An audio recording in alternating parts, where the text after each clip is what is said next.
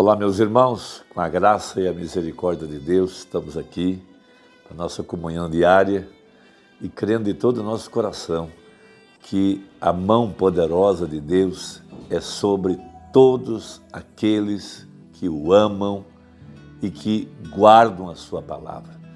Nós estamos vivendo dentro do reino messiânico, esse reino que é um reino onde Jesus Cristo é o Rei dos Santos. Mamana chamou esse reino de o reino messiânico em as 5 identificações da verdadeira igreja. Nesse reino, disse ele, você não se junta, você nasce. Veja, e ali estão os cidadãos dos céus. Esses cidadãos dos céus não pertencem a esse mundo. Eles não são, no nosso caso, brasileiros. Eles não são europeus, eles não são asiáticos. Nós não vivemos de acordo com o mundo. Veja, nós vivemos de acordo com a nossa nação celestial. E essa nação celestial é regida pelo Espírito Santo através da palavra. E cada cidadão desse reino tem o mesmo Espírito que Jesus manifestou. Jesus viveu como cada um de nós, cidadãos desse reino, deve viver. Ele mostrou como que nós devemos nos portar em relação a Deus, em relação ao mundo, como é que o mundo se comporta em relação a nós, que tipo de pessoas nós deveríamos ser. Veja, inclusive ele disse em São Mateus capítulo 20, porque vos digo que se a vossa justiça não exceder a dos escribas e fariseus, de modo nenhum entrareis no reino dos céus.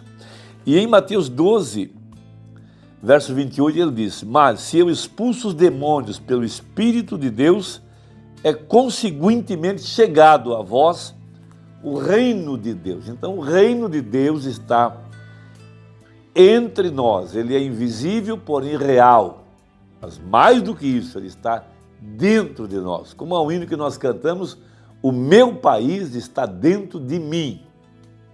Então, esses verdadeiros cidadãos, eles têm o Espírito de Cristo.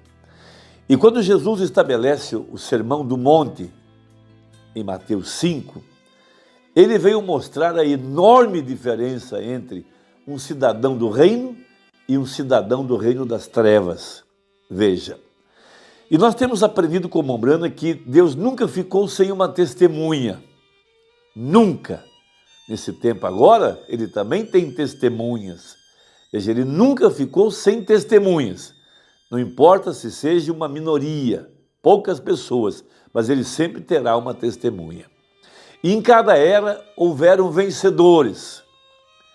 Veja, ao que vencer, diz as cartas de Apocalipse, capítulo 2 e 3, e os que vencem são esses que são preordenados e predestinados, e eles vêm ao mundo para manifestar as virtudes do cidadão dos céus.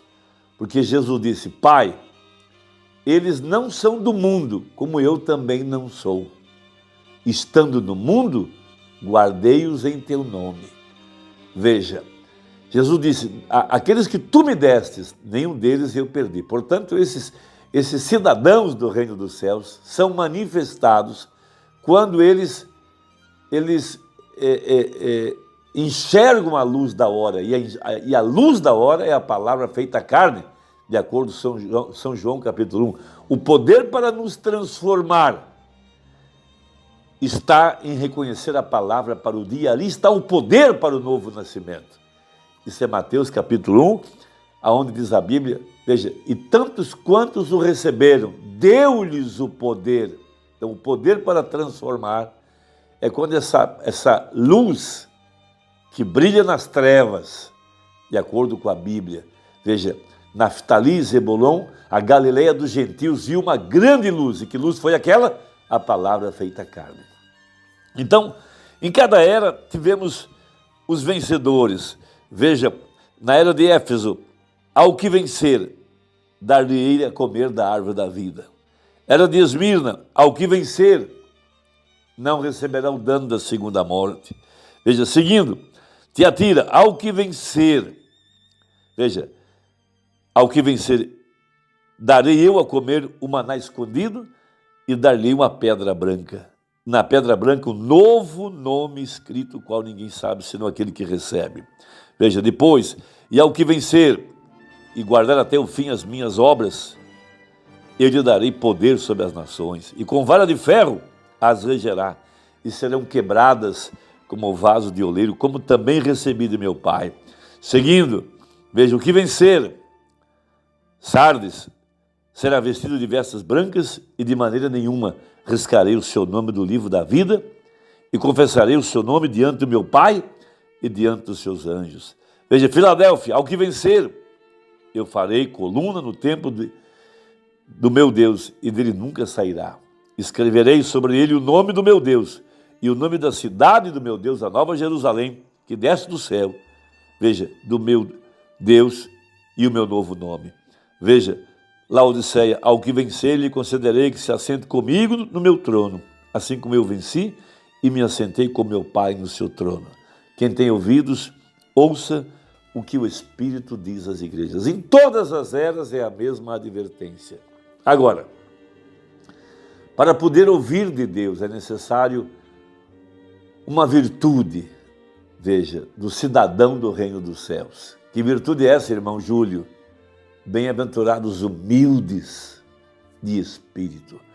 Toda vez que o homem entra na presença de Deus, ele reconhece a sua fraqueza, reconhece a sua debilidade e o que é muito importante, reconhece que é um pecador.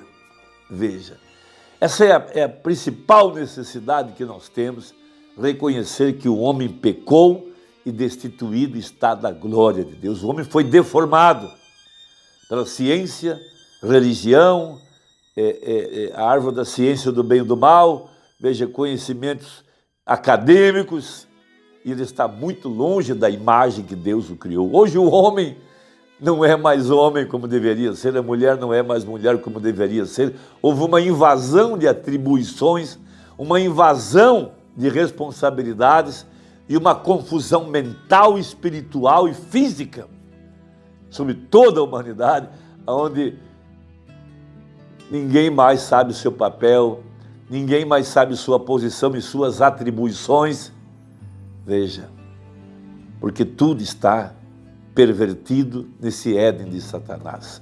Por isso a grande virtude que precisamos é essa humilhação para saber que Deus é Deus, que Deus é Rei, e que Ele tem direito de governar, pois Ele é o Criador dos céus e da terra, Ele pagou o preço no Calvário, e Ele está agora em seu trono, e Ele quer governar estes que são humildes de espírito e podem obedecê-lo de todo o coração.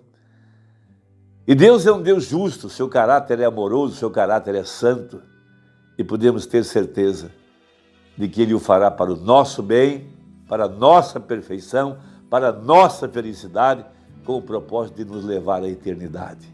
Então, quando a gente lê Isaías capítulo 6, nós vamos encontrar um homem humilde de espírito e que, quando entrou na presença de Deus, viu a sua condição pecadora. Por isso nós vamos ver logo em seguida, bem-aventurados que choram. Choram por quê? Por conta de seus pecados, por conta de sua miséria, por conta de que deixou Deus, estava longe de Deus e precisa retornar para Deus, precisa ter a imagem restaurada, precisa voltar à eternidade. Como o filho pródigo disse: Pai, salva-me, estou perecendo. No ano em que morreu o rei Uzias, Isaías 6, eu vi ao Senhor assentado sobre um alto e sublime trono, e o seu séquito enchia o templo. Veja, seus seguidores, os serafins. Os serafins estavam acima dele, cada um tinha 6 asas, com 2 cobriam o rosto, veja, seres celestiais, respeito. Com 2 cobriam os pés, humildade. Com 2 voavam, estavam em ação. E clamavam uns aos outros, dizendo: Santo, Santo, Santo é o Senhor Deus dos exércitos, toda a terra está cheia da sua glória. Como que o homem precisa reconhecer? Ele tem que olhar para cima, como fez Nabucodonosor, e adorar a Deus. Veja, enquanto ele ficar olhando para baixo, para as coisas que o homem pode fazer, ele nunca vai chegar a lugar nenhum. Disse o Mombrana, jamais poderíamos ter fé em Deus, ficando elogiando um aqui, elogiando outro ali, engrandecendo esse, engrandecendo aquele. Veja. Então, enquanto os serafins estavam adorando a Deus, veja, e os umbrais da porta se moveram com a voz do que clamava, e a casa se encheu de fumaça. Então disse eu, veja, o que é um homem quebrantado, um homem que chora, um homem humilde? Ai de mim, que vou perecendo. Veja, essa humildade nós temos que ter. Qual é o nosso fim se nossa vida durar muitos anos? Velhos, fracos, debilitados, não conseguem nem mais subir numa rocha, subir numa árvore, dificuldade para subir uma escada. Alguns de nós teremos um fim desastroso numa cama, cuidado pela família, morrendo diariamente, por fim indo para a sepultura. O homem precisa reconhecer que ele está destituído da glória de Deus. Ele pecou e que ele precisa de Deus para viver, de Deus para guiá-lo, de Deus como seu pastor, de Deus como seu pai, de Deus como seu rei. Como rei, ele se preocupa com toda a economia desse reino. Veja, porque eu sou um homem de lábios impuros e habito no meio de um povo de impuros lábios. O profeta reconheceu que ele não podia estar adorando a Deus como os serafins estavam, porque de sua boca saíam muitas impurezas ainda, e o povo onde ele habitava também era o povo de impuros lábios. Não sei o que diziam, talvez blasfemavam, praguejavam, murmuravam, talvez algumas palavras torpes, não sei. Veja, e os meus olhos viram o rei. Veja, ele viu quem governa, porque ele percebeu que Uzias não tinha o controle da sua vida, ele era um rei abastado, com muito êxito, próspero, tornou a nação próspera, veja, melhorou o sistema de saneamento, trouxe água, trouxe abastecimento, trouxe riquezas, ampliou as suas fronteiras, armou o seu exército e se ensoberbeceu.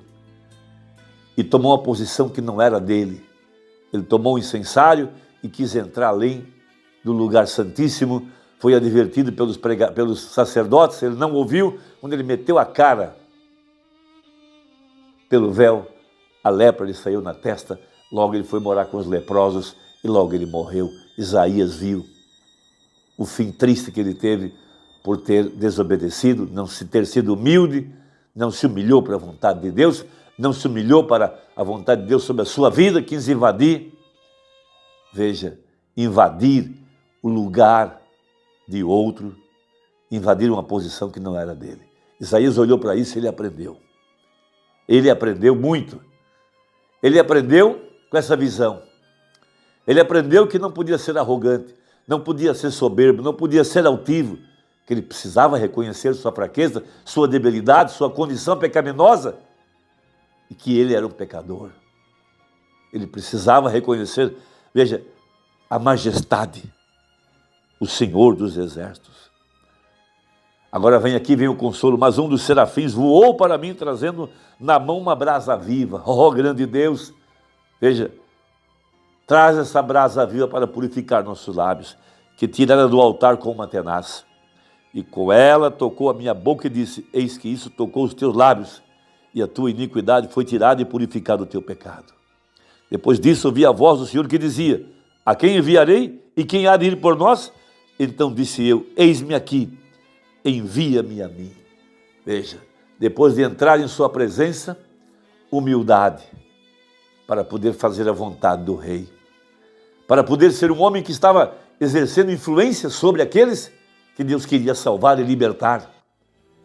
Diríamos, um pescador de almas, diríamos hoje um influencer, um influenciador, um que podia mudar vidas na mão de Deus. Meu irmão e minha irmã, Deus te abençoe. Aperta aí o sininho, deixe seu comentário. Se não é inscrito, inscreva-se. Até a próxima, se Deus quiser, em nome de Jesus. Amém.